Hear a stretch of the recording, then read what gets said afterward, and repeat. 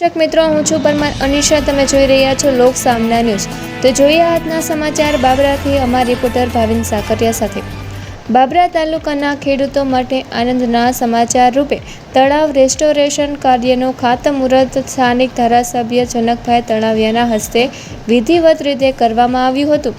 રાજ્ય સરકાર દ્વારા ખેડૂતોને વધુ સારી સિંચાઈ સુવિધા ઉપલબ્ધ થાય અને પાણીના સંગ્રહ ક્ષમતા વધે તે હેતુસર ₹55 લાખના ખર્ચે આ મહત્વપૂર્ણ કામગીરી હાથ ધરવામાં આવી રહી છે. આ પ્રસંગે ધારાસભ્ય જનકભાઈ તળાવિયાએ જણાવ્યું હતું કે રાજ્ય સરકાર ખેડૂતોના હિતને સર્વોચ્ચ પ્રાથમિકતા આપી રહી છે. સિંચાઈ યોજનાઓના પુનઃસ્થાપન દ્વારા ગ્રામ્ય વિસ્તારમાં કૃષિ વિકાસને નવી દિશા મળશે. આ તળાવના રિસ્ટોરેશનથી આજુબાજુના ખેડૂતોની સિંચાઈ માટે પૂરતું પાણી ઉપલબ્ધ બનશે, જેના પરિણામે કૃષિ ઉત્પાદન વધશે અને ખેડૂતોની આર્થિક સ્થિતિ વધુ મજબૂત બનશે.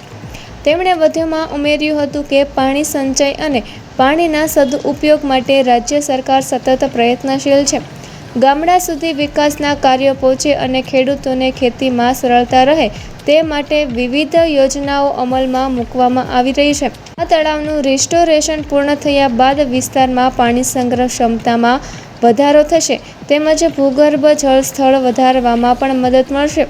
ખાતમુહૂર્ત કાર્યક્રમમાં જિલ્લા પંચાયતના સદસ્ય, તાલુકા ભાજપ પ્રમુખ, મહામંત્રી, સંગઠનના કાર્યકર્તાઓ, તાલુકા પંચાયતના ચૂંટાયેલા પ્રતિનિધિઓ, સરપંચશ્રીઓ, આગેવાનો, ખેડૂતો આગેવાનો તેમજ મોટી સંખ્યામાં ગ્રામજનો ઉપસ્થિત રહ્યા હતા.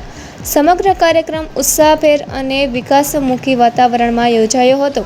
તો ફરી મળીશું એક નવા સમાચાર સાથે. ત્યાં સુધી જોતા રહો લોક સામના ન્યૂઝ.